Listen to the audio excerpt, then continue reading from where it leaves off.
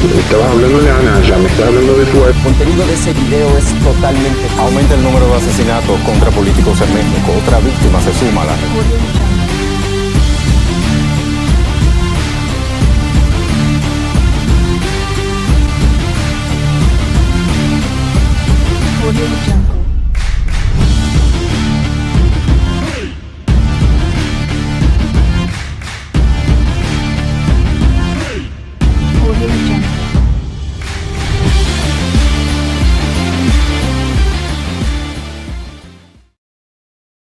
Mi estimado Jaime Hernández, hace mucho tiempo que no hacemos esta sana grabación para Entre Noticias. Me da mucho gusto saludarte. ¿Cómo estás?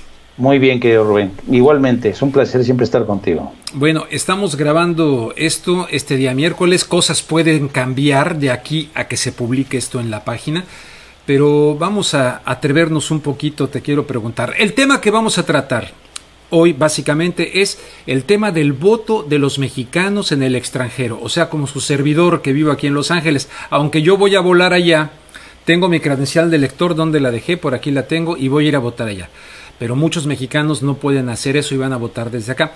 Ese tema lo vamos a tratar, pero primero te quiero preguntar, ¿cómo sientes el ambiente en México? Hay muchísimas cosas pasando, los empresarios, muy tenso todo, muy revuelto todo, en fin. Primero que nada, tú allá en México, ¿cómo estás sintiendo el ambiente? Pues son sentimientos encontrados, es como este proceso democrático, es esta sensación de que el proceso democrático inédito en la historia de México está pasando por este arco donde ves el rostro del dios Jano, ¿no? El doble rostro, ¿no? El rostro de, por un lado, de la felicidad, de que saluda este ambiente festivo, que ya se saluda por una parte a todos los seguidores de Andrés Manuel, porque todo parece indicar, si hacemos caso a las encuestas, que va a haber una gran celebración. De hecho, ya al parecer tiene garantizado el acceso al Estadio Azteca para organizar su cierre de campaña en un ambiente festivo. También ocurre con el caso de Claudia Sheinbaum, que todas las encuestas le favorecen a su favor, y ese mismo dios Jano mira hacia el otro lado, hacia quienes en estos momentos sienten frustración, enojo y hasta un poquillo de desesperación, porque sienten que se les acaba el tiempo y que en el tiempo que resta, menos de 4 semanas, va a ser casi imposible que consigan capturar, en términos ciclistas, a quien está al frente del pelotón en esta escalada que va a culminar el próximo 1 de julio. Salvo que se caiga de la bicicleta o que lo tiren. Exacto. O que lo tiren, ¿no? Prácticamente me estás haciendo una descripción del sentido de la portada de la revista Rolling Stones en su edición Exacto. México, que ponen esa dualidad, exacto, ¿no? Por un lado, la esperanza de muchos mexicanos que están visualizando un cambio, y por otro lado, el enojo entre ellos los empresarios. Acaba de estar ahí con los empresarios Andrés Manuel López Obrador, y la prensa un poquito destacaba como la gran noticia el abrazo con Claudio X González. No sé, pero de ahí a la reconciliación para jalar todos parejo, gane quien gane, para un México viable y posible, lo veo medio pelón San Marcos y mechuda la Magdalena, gordo Don Quijote y casta la Celestina. Sí, esta idea, esta pretensión de querer presentar este abrazo con Claudio X González como el abrazo de Acatepan, francamente, no checa, entre otras cosas, porque sabemos que Andrés Manuel no comulga con las mismas ideas, ni por supuesto con los mismos objetivos de este grupo de empresarios que francamente están muy temerosos por todo lo que se viene encima. Bueno, Jaime, vamos a estar pendientes, pues. Tú escribiste un artículo que titulaste, ¿cómo lo titulaste? La farsa del voto mexicano en el extranjero. La farsa del voto de los mexicanos en el extranjero. ¿Por qué la farsa? ¿A qué te refieres? Porque, francamente, mira, he hablado con distintos amigos mexicanos residentes en Estados Unidos y francamente hay un ambiente de frustración y de enojo, porque en México nos estamos preparando para la que quizás sea la elección más importante del último siglo. Y a esta fiesta democrática, a esta gran acontecimiento, siguen siendo marginados, ¿no? Y ellos, yo entiendo su marginación. ¿Por qué? Porque a pesar de que el Instituto Nacional Electoral aseguró que sí iba a ser el mayor esfuerzo, más de 270 millones de dólares se invirtieron para garantizar el voto de la mayoría cantidad de mexicanos en el extranjero, a la fecha solo se va a tener la participación de 181,000 mexicanos residentes en el extranjero. O sea, es una vacilada, francamente. Es una vacilada desde el punto de vista numérico, sin menospreciar pues a ese número de esta participación. Claro. Es una vacilada, sin duda, exacto, desde el punto de vista numérico.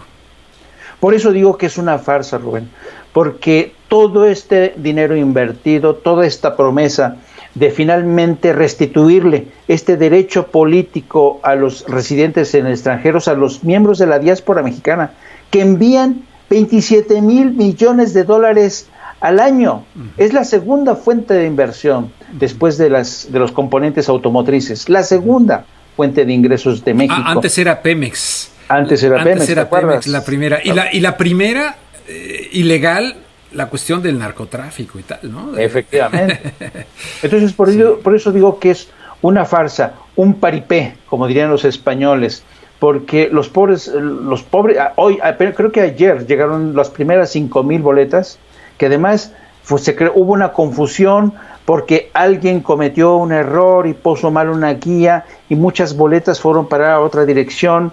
El Instituto Nacional Electoral tuvo que salir al frente y decir, señores, no, aunque haya llegado a otra dirección, ya hablamos con correos y nos la van a canalizar al final a las bodegas donde van a estar todas las boletas. Pero ¿Tú crees que esto es intencional? O sea, muchas se van a ir a Tláhuac, ¿no? A unas bodegas. Exacto. En Tláhuac. Muchos mexicanos también acá en Los Ángeles me han estado diciendo en redes sociales eso, y de hecho pedían que hiciéramos algo sobre este tema en Entre Noticias. ¿Crees que sea intencional? Te pregunto lo de la intencionalidad. Yo sé que muchos se burlarán y dirán, ahí están estos teóricos de la conspiración, o que vaya a saber qué digan. Pero lo cierto es que hay un fraude en movimiento. La compra del voto está desatada. Claro. Me han llamado de Zacatecas, de muchísimos lugares, diciéndome cómo está el asunto de la compra del voto. O sea, no han quitado el dedo del renglón. Hay un intento de fraude en movimiento, en marcha. Y precisamente por eso, porque hay evidencias de que hay una operación para adulterar la voluntad de la mayoría de los mexicanos, que este tipo de incidentes, que por otro lado no debería haber ocurrido, porque el Instituto Nacional Electoral, Rubén, cuenta con uno de los presupuestos más generosos para las instituciones del Estado mexicano, casi 25,000 millones de pesos.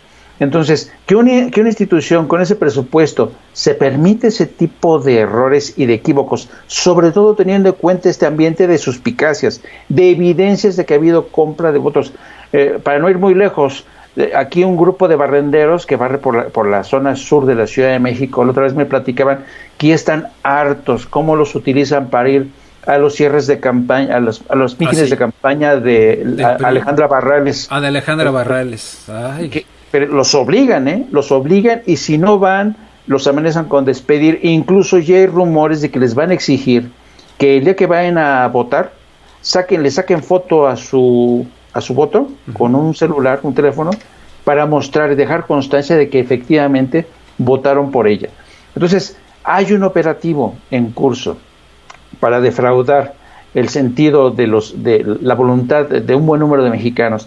Y yo creo que por eso es importante que no se produzcan este tipo de incidentes como el que se ha producido por culpa de alguien que maniobró mal, un error humano, dice el Instituto Nacional Electoral, que crea este ambiente de suspicacias entre muchos mexicanos que residen en el extranjero y que quieren votar, que cumplieron con un proceso muy engorroso, muy engorroso.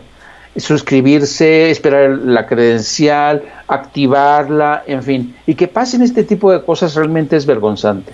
Totalmente vergonzante. Ahora, se trata de que acá somos, ¿qué? Alrededor de 30 millones de mexicanos o más. 35 millones. 35 millones de mexicanos en los Estados Unidos, de los cuales tú tienes el dato de cuáles nacieron en México. De esos Sí, 35 de millones. esos 35 aproximadamente 11 millones, poco más de 11 millones nacieron en México, pero hay otros que podrían reclamar su Claro, nacionalidad, su que está nacionalidad. previsto en la Constitución, Y por lo podrían tanto votar. podrían votar. Entonces, Exacto. tú dices, es un número que está representando de manera ridícula más de 100,000 a esos millones de mexicanos que podrían votar. Y luego, segundo punto, que están llegando a direcciones equívocas y la gente tiene miedo de que entonces su voto emitido desde la diáspora mexicana no cuente y por lo tanto Exacto. forme parte de un intento de fraude electoral muy grave, ¿no? Para una democracia que no termina desde mi punto de vista por ser una genuina democracia todavía en México. Y yo insisto mucho en el tema de la farsa electoral, porque yo recuerdo que en la década de los 70s, 80s, yo me acuerdo que tuve una plática con un alto cargo de la Secretaría de Gobernación en aquel entonces, y al calor de algunos vinos, me dijo, porque hablábamos precisamente de la importancia que iba a tener en el futuro el voto de los mexicanos en el extranjero, principalmente en Estados Unidos. Le digo, ¿cuándo va a ser posible que México ya se consolide como una democracia que le permita a sus ciudadanos que viven en el extranjero sufragar su voto? Y ¿sabes lo que me respondió? Me dice, pues va a estar complicado, porque el Estado mexicano, en el gobierno mexicano, es una razón de Estado.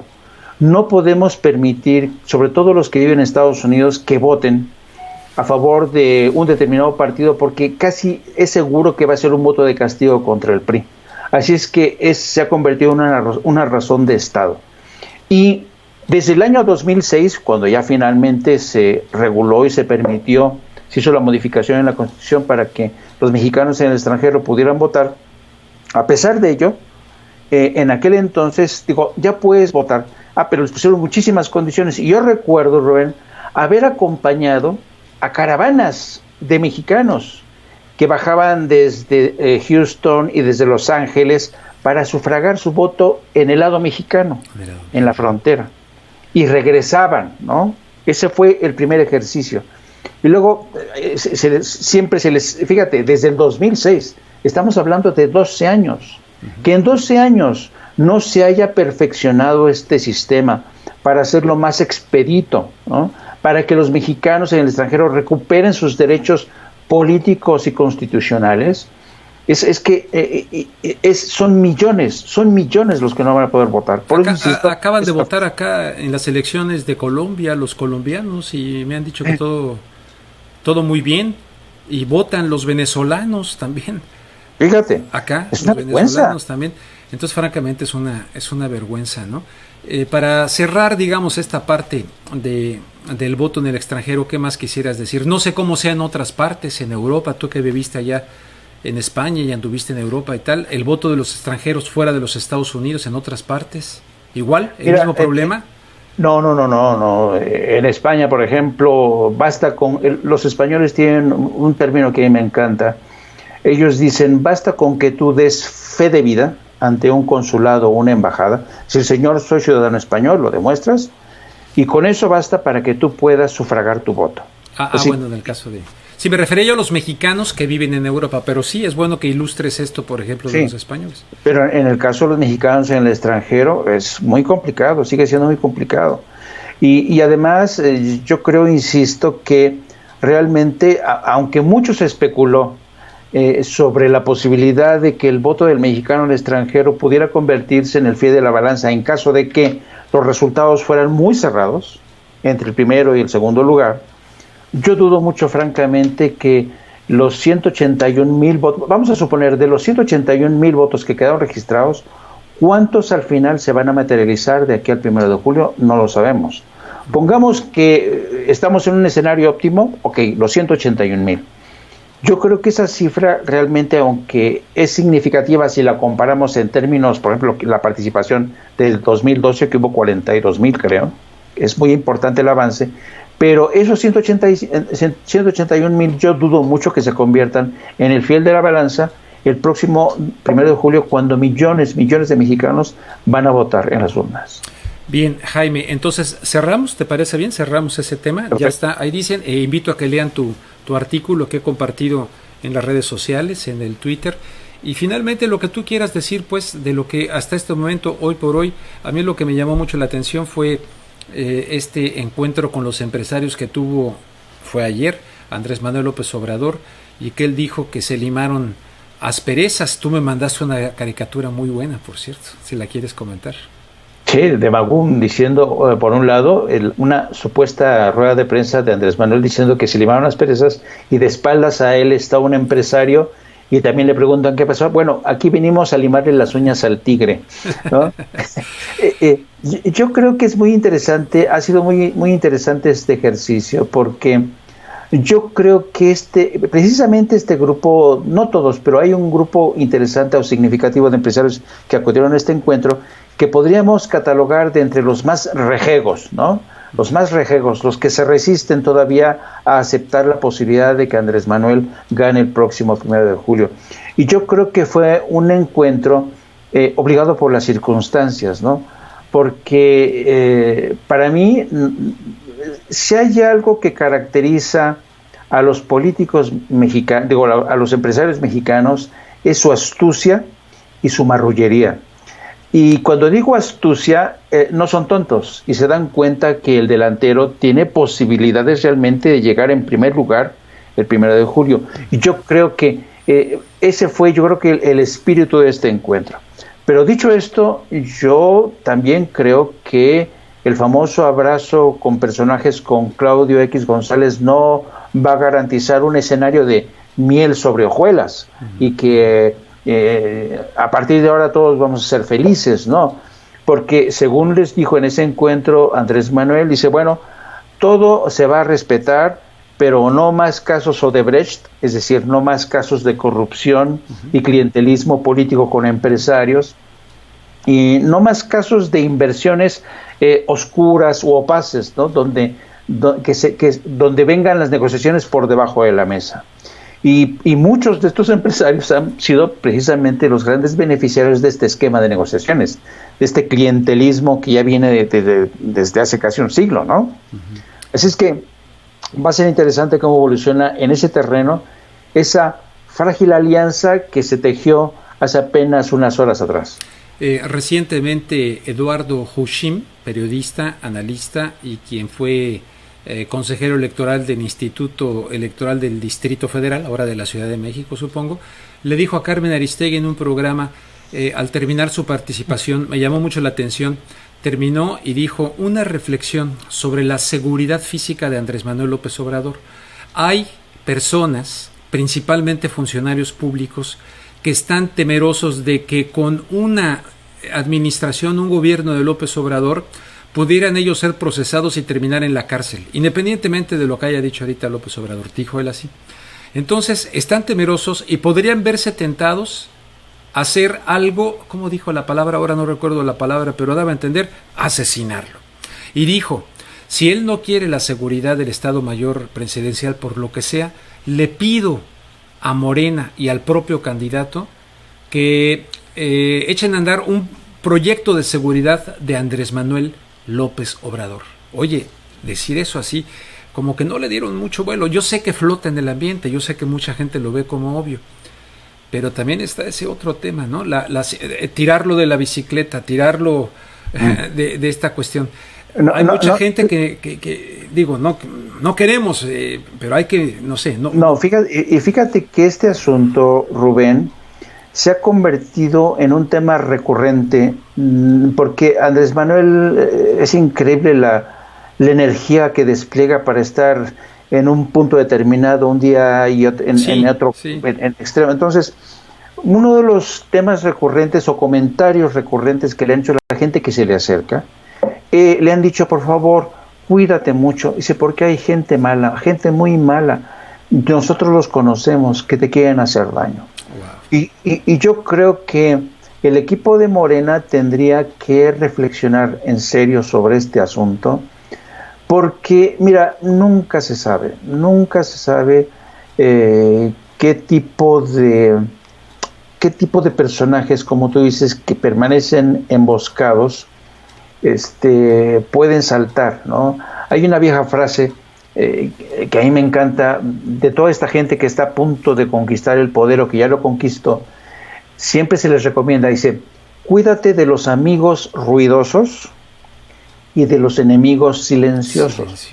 Wow. Y yo creo que los enemigos silenciosos que están mascullando y que temen, porque ya no por su futuro en términos económicos, sino su futuro judicial, porque cuántos arreglos no ha habido, cuántos carpetazos se han dado.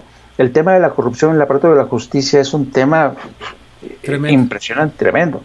Entonces yo creo que Andrés Manuel, resumiendo, tendría que cuidarse y mucho de estos enemigos silenciosos que permanecen emboscados y que seguramente habrá uno que otro que estará dispuesto a llegar a la última, the last resort, el último recurso para tratar de evitar a toda costa su acceso al poder. Pues muy bien, Jaime, muchísimas gracias por este comentario para Entre Noticias, esta breve charla que pondremos en mi canal de YouTube. ¿Quieres agregar algo? No, nada más. Como siempre, un placer. Y cuando vengas a México, vamos a ver si nos vemos para ver cómo va a estar el ambiente, ¿no? Sí, en eso quedamos. Sí, voy a estar por allá. Yo te aviso, todavía le queda una semana de clases, sí, casi una semana de clases a mi hijo por acá. Tengo que arreglar algunos asuntos, pero estaré con mucho gusto allá. Y evidentemente pues nos tomaremos un tequilita como me dijiste la vez pasada y estaremos pendientes un poquito también del fútbol y de las elecciones, ¿no? ¿Te gusta el fútbol? Sí, claro. Bueno, pues ahí estaremos pendientes. Vamos a ver si los alemanes nos dejan pasar Oye, a ver si ya nomás otro día hablamos un poquito de España. Está interesante este señor que francamente a mí no me inspira mucha confianza, el nuevo, Sánchez, Pedro Sánchez. Sí. Pues ha nombrado un gabinete de mayoría de mujeres, ¿no? Pero de mujeres capaces, muchas de ellas, ¿eh? Ha sido interesante, pero otro día hablamos. Tú viviste en España, él fue corresponsal también en España, ya Jaime Hernández. Jaime, un fuerte abrazo hasta la Ciudad de México. Un abrazo, querido Rubén. Hasta luego.